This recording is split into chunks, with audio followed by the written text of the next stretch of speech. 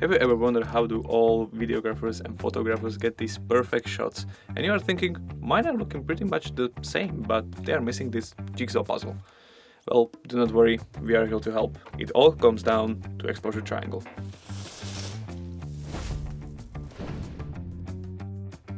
What is the exposure triangle really? You might have heard this term before, but it seems a bit advanced to work with it. So let's break it down piece by piece. But first things first, let's forget about the autofocus and switch to the manual, shall we? There are three main settings that forms exposure triangle: ISO, shutter speed and aperture. Each of them has different effects on your videos and images, although they are working closely together and influencing each other. Let's go through them separately. So number one, ISO. The camera has a light sensor behind the lens, and the only thing the ISO does is to change how sensitive the sensor is to the rays of light.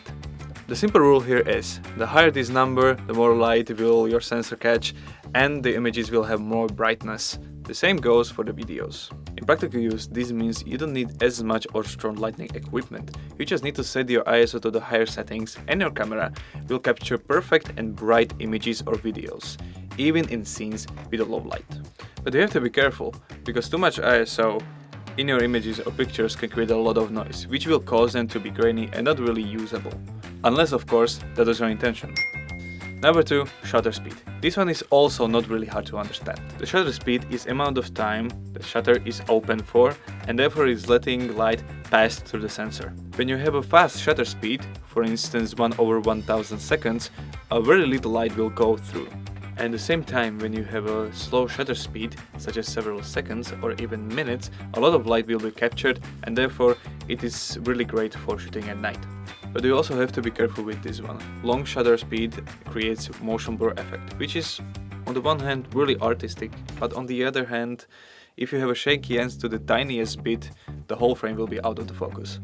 But there is an easy fix.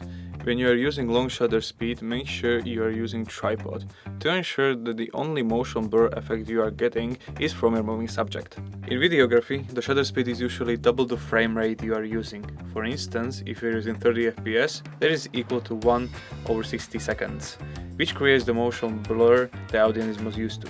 If you increase shutter speed from there, you will reduce the motion blur and the movement will be more sharp and visible.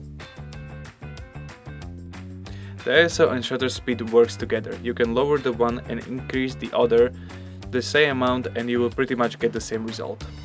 And the last one, aperture. The setting influences the diameter of the opening on the lens and so the amount of light coming through.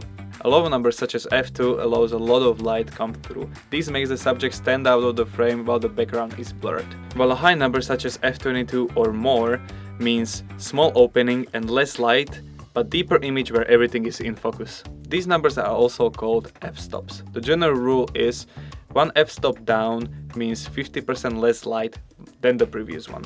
Every camera lens has a different range for this setting, so pay attention to that when you are choosing one.